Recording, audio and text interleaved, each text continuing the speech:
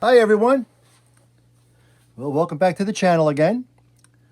It's time for another special reading from Papa's comic books and coffee. Okay, I hope you like it. The last time I read a book like this, I got a lot of views, and we'll see what happens now. You ready?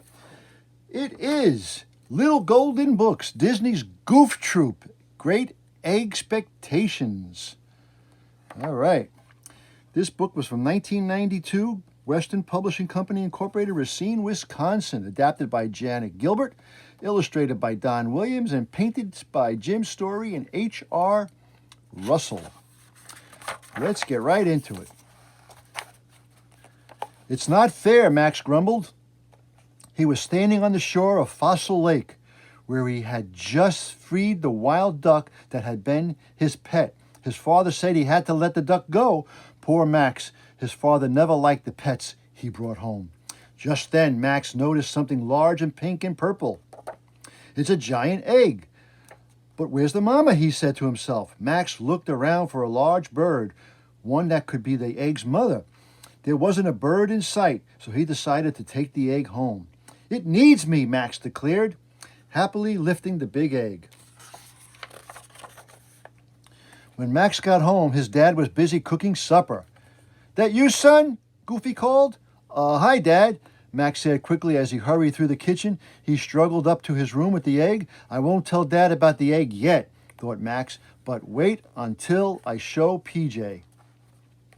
Max called his best friend and told him to come over right away. PJ lived next door. PJ was shocked when he saw the egg. What? If that thing hatches, that bird is going to be huge, he exclaimed. Will your dad let you keep it? I hope so, Max replied with a sigh. To keep the egg warm, Max covered it with a blanket and air muffs. Then he and PJ went downstairs to eat. PJ was staying for supper. While Max and PJ were eating, strange things started to happen to the egg. First it began to shake. Then it began to crack.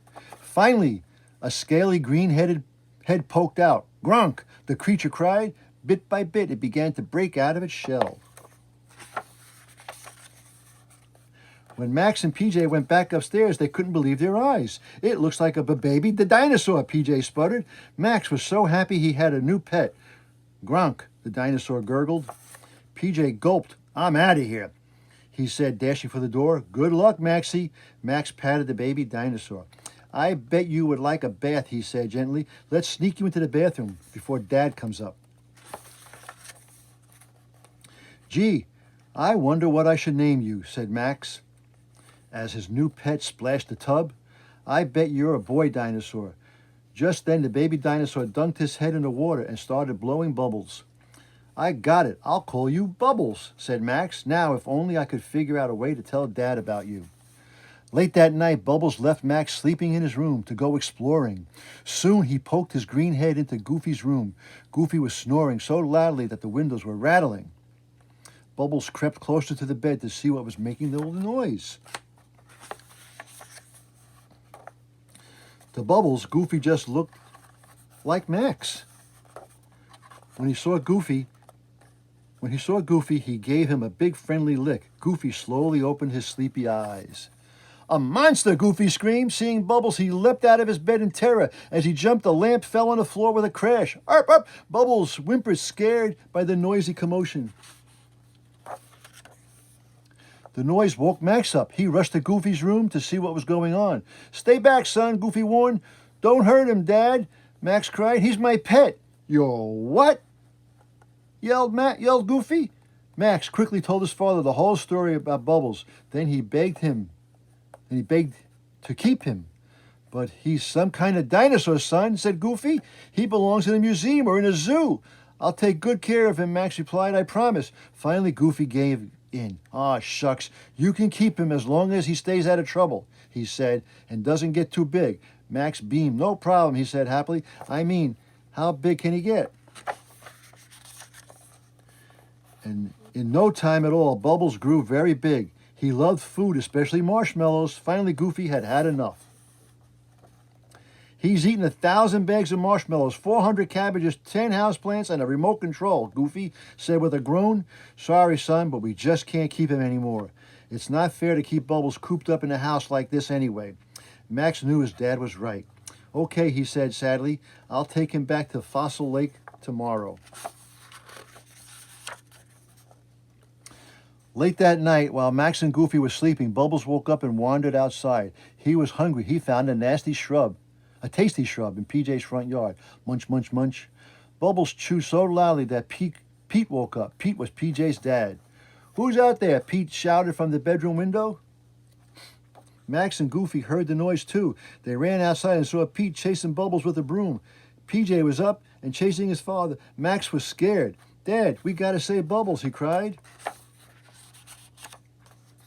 Goofy had an idea. He and Max jumped into their old jalopy and took off. Goofy headed straight for Fossil Lake. But Dad, Max shouted, they went the other way. Don't worry, said Goofy, and he zoomed on down the road. Meanwhile, Bubbles ran until he was trapped in a dead-end alley.